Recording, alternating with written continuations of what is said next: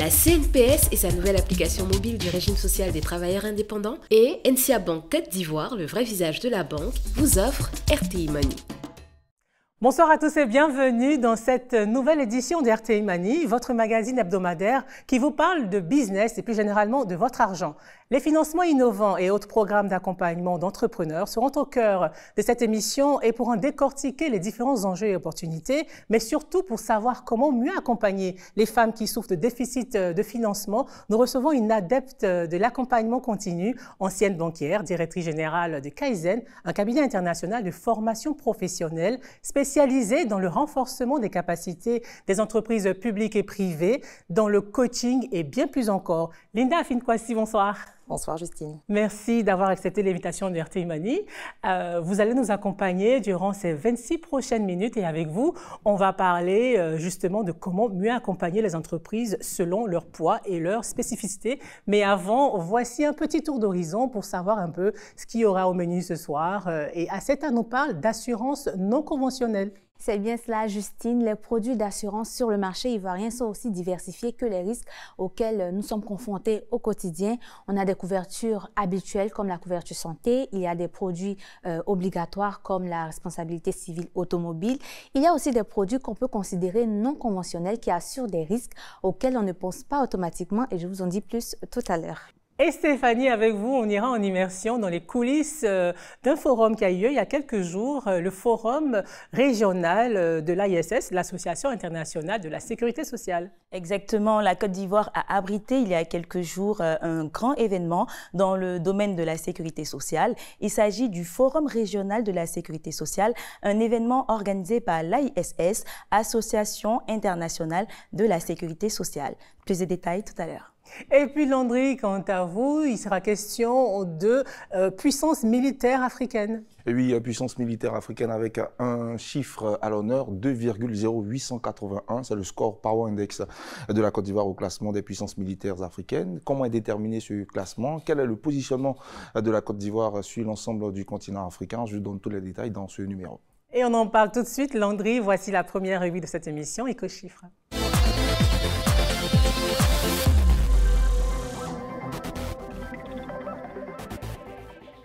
Alors, Landry, avec vous, on évoque maintenant les puissances militaires africaines. C'est bien cela. Chaque année, il faut dire que la plateforme Global Firepower Index met à disposition le classement des puissances militaires au plan mondial. C'est un site américain spécialisé dans les questions de défense. Et pour l'année 2023, c'est près de 145 pays au niveau mondial qui sont concernés, avec principalement 38 pays africains. Pour établir ce classement, il faut dire que la plateforme se base sur près de 60 critères, parmi lesquels vous avez le nombre de militaires actifs, vous avez la force navale, la disponibilité de carburant pour les opérations militaires, il y a aussi le nombre d'avions de chasse, le budget consacré à la défense et surtout la flexibilité de la logistique. Elle se base aussi sur un Power Index, c'est-à-dire le Power Index est 0,0000. Plus votre index se rapproche de ce chiffre, vous avez une armée qui est puissante. Plus vous vous en éloignez, vous avez une armée qui est moins puissante. Et quel est ce classement ? Alors, comme en 2021 et en 2022, pour l'année 2023, c'est l'Égypte qui est la puissance africaine la plus performante avec un score de 0,2224 points. Il faut dire que l'Égypte est classée 14e au plan mondial. L'armée égyptienne, c'est 440 000 militaires actifs, 480 000 réservistes, 4 946 chars, 1069 avions militaires et 245 navires et bâtiments de guerre. En deuxième position, vous avez l'Algérie avec 0,3 911 points. En troisième position, l'Afrique du Sud, 0,4 885 points. En quatrième position, vous avez le Nigeria avec 0,5 587 points. L'Éthiopie referme le top 5 avec 0,7 979 points. Et puis, dans le reste du classement, vous avez des pays comme l'Angola, le Maroc, la République démocratique du Congo, la Tunisie et le Soudan qui referment le top 10. Et dans ce top 10, nous ne voyons nulle part la Côte d'Ivoire. Où est-ce qu'elle se situe ? La Côte d'Ivoire ne fait effectivement pas partie du top 10, mais lorsque nous élargissons la palette, la Côte d'Ivoire fait partie du top 20. Elle occupe la 19e place au plan africain. Elle est classée 105e au plan mondial. Il est important de rappeler que pour dans le budget 2023, c'est près de 413 milliards de francs CFA qui ont été alloués au ministère de la Défense et de la Sécurité. L'armée ivoirienne, selon la plateforme, se résume à 6 avions militaires, 468 véhicules blindés de combat, 10 navires dans la flotte navale et un effectif de près de 25 000 militaires actifs. Merci Landry pour cet éclairage sur nos armées africaines et flashback à présent sur un forum continental qui a eu lieu il y a quelques jours à Abidjan. C'est le 24 heures avec.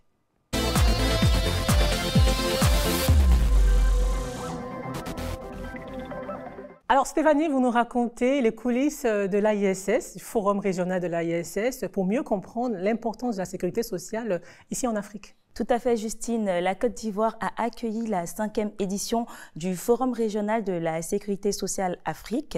Donc, c'est un événement qui a été organisé par l'AISS, Association internationale de la sécurité sociale. Cet événement a été organisé à Abidjan et a rassemblé à peu près 500 participants, donc des acteurs et des experts dans le domaine de la sécurité sociale.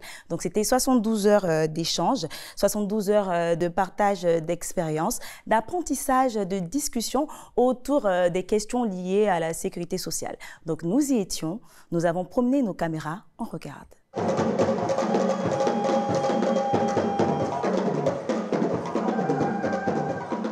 Dans les coulisses de ce grand hôtel à Abidjan, le compte à rebours d'un événement qui réunit le gratin de la sécurité sociale en Afrique.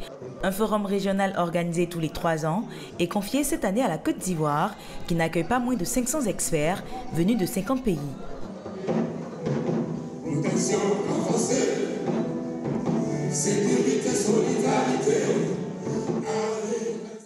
Une grande messe supervisée par ce Tom, le commissaire général de ce forum de l'Association internationale de la sécurité sociale, une sorte d'ONU de la prévoyance. À quelques heures de l'ouverture, dernière vérification sur les stands, et notamment celui d'une puissance invitante, la CNPS. On aimerait savoir, grâce à ce stand, qu'est-ce que vous allez offrir aux participants. L'objectif, c'est de présenter nos produits et présenter la CNPS à tous les participants. Dire que la CNPS aujourd'hui se modernise par la digitalisation et aussi par le nouveau régime social des travailleurs indépendants qui est le produit phare de la CNPS. Pour cet expert en sécurité sociale depuis plus de 20 ans, ce forum est d'abord une occasion de trouver et partager les bonnes recettes pour booster le niveau de couverture sociale sur le continent. Tout le monde parle d'un niveau de moyen pour tout le continent de couverture qui ne dépasse pas 10%. Mais ça fait plus de 10 ans que j'entends ce même chiffre. On ne peut pas résoudre le problème du manque de couverture si on n'a pas une idée claire de l'étendue de cette couverture. L'objectif de cet événement, c'est tout d'abord pour tous les membres de l'ASS appartenant au continent africain d'échanger leur expérience, leurs connaissances et surtout de débattre des principaux défis auxquels ils sont confrontés pour développer la sécurité sociale dans la région. Pays hôte, la Côte d'Ivoire est dans les couloirs au centre de toutes les attentions, avec ses 2 principales caisses de sécurité sociale, la CEGRAE pour les fonctionnaires et assimilés et la CNPS pour les travailleurs du privé et les travailleurs indépendants. 2 caisses dont les performances sont suivies de très près par Siriki Diarasuba, directeur de la protection sociale au ministère de tutelle. Tu as compilé toutes les données, balancement. Et tu as compilé toutes les données, balancement. Je vais essayer de faire sortir les traits. Pour le haut fonctionnaire, l'enjeu du forum consiste aussi à vanter le modèle ivoirien, reconnu comme l'un des plus innovants en Afrique. Faire connaître le modèle ivoirien, parce que c'est un modèle original qui se fonde sur les principes qui sont édictés par les institutions internationales, mais adaptés aussi à nos réalités. Aujourd'hui, nous avons des systèmes, par exemple, qui permettent à nos assurés de payer des cotisations par jour, par semaine, qui n'est pas le système classique des Européens. Bon, déjà, nous sommes à plus de 400 000 personnes qui ont souscrit au régime de sécurité, le régime social des travailleurs indépendants. Comprenez la couverture maladie universelle, nous sommes à plus de 4 millions de personnes qui se sont fait enrôler dans le système. Donc ça veut dire que le processus il va vite. Mais il faut arriver encore à convaincre nos assurés qu'il faut payer régulièrement les cotisations pour bénéficier des prestations. Une expérience ivoirienne au centre des discussions d'autres caisses de la sous-région, comme celle du Mali, dont Souleymane Diabaté fait partie de la délégation. On a parlé de la couverture sanitaire universelle. Ils nous disent que bon, nous avons un projet qui accompagne nos partenaires. Il dit, mais au niveau de l'INPS, après le projet, dans leur conception, ils n'ont pas besoin de financement de l'État. Aujourd'hui, les partenaires nous accompagnent par rapport à la phase étude et déploiement et mise en place. Mais sinon, les ressources propres du régime, c'est un régime contributif. Au menu de la discussion, le grand projet de couverture maladie universelle, déjà implanté dans de nombreux pays africains. La santé, la maternité, l'incapacité, la retraite, autant de risques qui, s'ils sont couverts, ont le pouvoir de changer la physionomie de nos économies. Qui parle d'économie parle de ressources humaines. Et qui parle d'économie forte, économie stable, parle de ressources humaines en bonne santé. Une bonne couverture sociale permet d'assurer une meilleure santé, une meilleure stabilité sociale au niveau des citoyens et une meilleure participation à la vie économique. Principale résolution à l'issue du forum, faire passer le taux de protection sociale sur le continent de 17% à 40% de la population couverte d'ici 2025. Une hausse qui pourrait enclencher un cercle vertueux pour les économies continentales. Des travailleurs mieux protégés étant plus productifs et participant à une économie plus inclusive et plus solidaire. Mention spéciale à l'Afrique du Sud qui remporte l'award des bonnes pratiques de la sécurité sociale pour l'Afrique. Est-ce qu'on sait pourquoi? Oui, nous savons pourquoi, pour l'allocation d'aide aux enfants. Donc le jury international a estimé que cette allocation d'aide aux enfants avait un impact considérable sur la réduction de la pauvreté et de la vulnérabilité socio-économique des enfants et des familles. Alors, Linda, pour vous qui évoluez dans l'univers privé, on va dire ça comme ça, quel est votre rapport à la sécurité sociale? On est obligé d'être en rapport constant avec la sécurité sociale parce que l'objectif pour nous qui évoluons dans le privé, c'est déjà de créer de l'emploi et de favoriser le développement et la croissance financière de tous. Donc, très naturellement, on est obligé déjà de mettre en place des couvertures sociales pour nos salariés et d'accompagner nos entreprises à en faire de même. Merci Stéphanie et parlons à présent de ces bons plans, des assurances non conventionnelles qui peuvent vous faciliter la vie.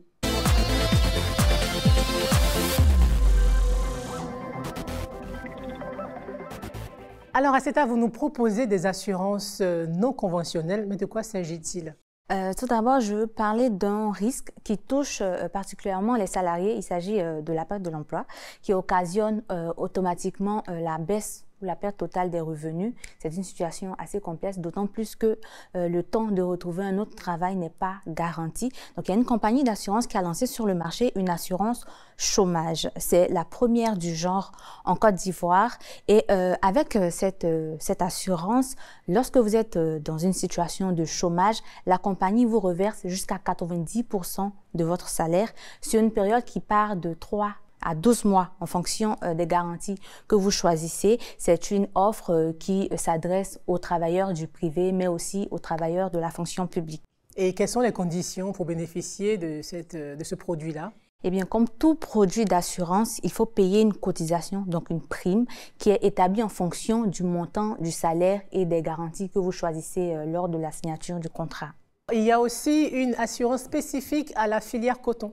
C'est bien cela, c'est une assurance qui fait partie des assurances indicielles. C'est un type d'assurance qui offre une protection pour les risques liés aux événements climatiques. Donc, cette assurance offre un certain nombre de garanties pour les producteurs de la filière coton en Côte d'Ivoire. Pour avoir accès à cette assurance-là, il faut payer une prime qui est établie en fonction des revenus du cultivateur ou aussi de la taille de la plantation. On va terminer avec une assurance qui concerne directement nos petits outils digitaux, les téléphones portables. C'est un sinistre qui arrive en une fraction de seconde, c'est très récurrent et ça peut être aussi assez coûteux. Donc il y a cette compagnie d'assurance qui a lancé sur le marché une assurance pour les smartphones. Donc cette assurance prend en compte uniquement le risque lié au bris d'écran, donc les autres dégâts où les vols ne sont pas concernés par cette police d'assurance. Cette assurance est en partenariat avec la plus grande plateforme de e-commerce en Côte d'Ivoire. Donc, pour souscrire à cette assurance, il faut souscrire lors de l'achat d'un nouveau téléphone via cette plateforme. Ce contrat d'assurance coûte entre 2 500 et 3 000 francs CFA en fonction du coût du téléphone dans une limite maximum de 200 000 francs CFA. Donc, les téléphones de plus de 200 000 francs CFA ne sont pas pris en compte. Et c'est un contrat d'1 an. Merci Aceta. Allez, on marque une petite pause et on revient juste après avec notre invitée de la semaine, Linda Afinkwasi, directrice générale de Kaizen, pour tout savoir sur des pistes de financement innovants en faveur des PME ici en Côte d'Ivoire. À tout de suite.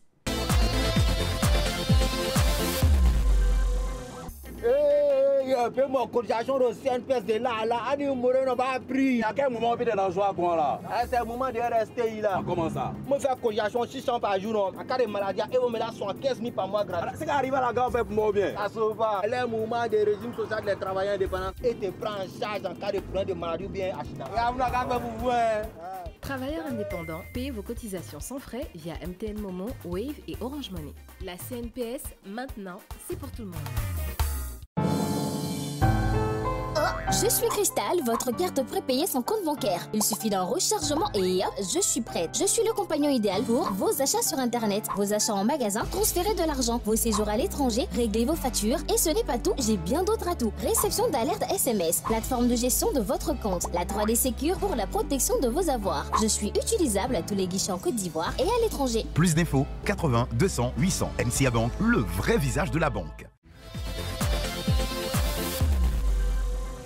C'est la suite d'RTI Money avec maintenant notre entretien cash avec une passionnée de l'accompagnement continu. Elle est chef d'entreprise et elle nous parlera de financement et d'accompagnement sur mesure pour les PME dans notre pays.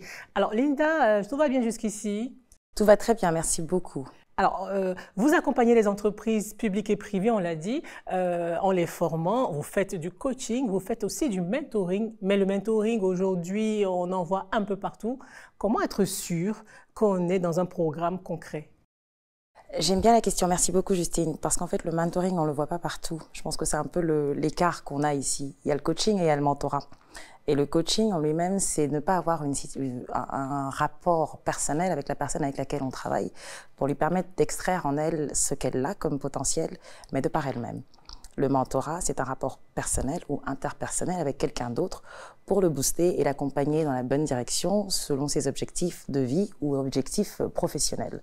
Et je dirais qu'on n'en a pas assez, moi, le mentorat, parce qu'on n'arrive pas en fait à créer une véritable échelle de développement pour les autres au travers des personnes qui ont déjà réussi. Donc moi, je serais plutôt d'avis à demander à ce que ce soit beaucoup plus vulgarisé, mais dans sa réalité. Alors, vous avez initié un programme PME Rise. Quelle est sa particularité? Alors, le programme PME Rise, déjà, et comme son nom l'indique, s'adresse uniquement aux PME. Et la particularité de ce programme ici, pour moi, c'est le suivi. Donc, on vient de parler de coaching et de mentorat. Pour moi, c'est le suivi. On a énormément de programmes qui existent. Je n'ai pas réinventé la roue. Mais ici, ce qu'on apporte en plus, c'est vraiment le suivi et les engagements. Donc, pour moi, la particularité ici, ce sont les engagements des PME elles-mêmes, le suivi des PME participantes et surtout l'étape des challenges. Pour qu'une PME réussisse, il ne faut pas seulement le financement et il ne faut pas seulement un projet en tant que tel, il faut un bel état d'esprit. Et il faut une grande dose d'humilité. Donc, au travers de nos challenges, c'est ce qu'on essaie de donner à ces PME, la compréhension de leur écosystème, de l'humilité et l'état d'esprit qui doit changer. Et ensuite, l'engagement qu'elles-mêmes prennent pour pouvoir faire avancer leur entreprise. On veut que tout le monde nous aide, mais ça doit passer par nous d'abord. Donc, c'est vraiment ce qu'on essaie d'inculquer à nos PME participantes. Et le suivi se fait sur 2 ans. Donc, une fois que la PME obtient un financement ou pas, on la suit sur l'utilisation de ces fonds. Il ne faut pas qu'elle aille acheter une nouvelle voiture quand elle a dit qu'elle voulait faire acheter du matériel ou du stock. Donc, c'est vraiment faire le suivi des différents décaissements qui ont été faits. Mais elle peut avoir également besoin d'échanges commerciaux ou besoin de relations publiques qu'elle n'a pas, auxquelles elle n'a pas accès. Et on sert de pont pour ces PME. On organise également des petits déjeuners d'affaires qui permettent vraiment de pouvoir créer ce bel écosystème des PME qui, entre PME, pourraient naturellement accroître leur flux, accroître leur financement elles-mêmes sans avoir à courir après peut-être des financements classiques qui sont parfois un peu compliqués. Alors, quelles sont les conditions de participation et quel est le ticket d'entrée? Très bonne question. Les conditions de participation, déjà la PME doit avoir 2 ans d'existence. Et le chiffre d'affaires est compris entre 25 et 300 millions. On n'a pas de secteur prédéfini. Et le point d'honneur pour moi, c'était de donner la part belle aux femmes. Donc, on a 60% de PME dirigées par des femmes qui font partie de ce programme. Et un ticket de 500 000 pour participer. Et 500 000 pour 2 ans. Alors, une fois que ces PME-là remplissent ces conditions, comment elles sont sélectionnées? Qu'est-ce que vous regardez dans un premier temps? Et globalement, pour vous qui êtes spécialiste et ancienne banquière, que devrait-on regarder dans une PME avant de lui octroyer en fait un financement au final? Pour pouvoir sélectionner la PME, nous avons voulu être complètement transparents, donc nous ne sommes pas du tout dans la sélection. Notre partenaire Deloitte nous accompagne dans la sélection des PME et ce qu'il faut regarder, c'est un business plan. Il faut que la PME ait un business plan et en plus du business plan, il faut avoir un pitch selon ses objectifs et sa projection future. Donc voilà les deux éléments primaires. Ensuite, notre partenaire fait une analyse et une synthèse de tout ce qu'il a regardé comme dossier. Ça nous permet à nous déjà d'avoir une idée de base sur laquelle on va travailler avec la PME pour lui permettre de grandir. Qu'est-ce que les banquiers regardent? Qu'est-ce que les financiers regardent? Quels sont les points importants à noter pour les PME qui nous regardent? Les banquiers classiques, naturellement, regardent le chiffre d'affaires, ils regardent la domiciliation des comptes, ils regardent le fonctionnement en lui-même du compte, les garanties existantes. Selon moi, et c'est vraiment mon avis personnel, le banquier devrait plutôt regarder la projection et l'écosystème dans lequel la PME évolue et comprendre ce secteur d'activité. Parce que c'est seulement quand on comprend qu'on peut accompagner, conseiller pour que la PME puisse obtenir un financement. Donc ici, à mon sens, certaines banques classiques, je le dis et je le dirai toujours, se trompent sur comment accompagner les PME au mieux.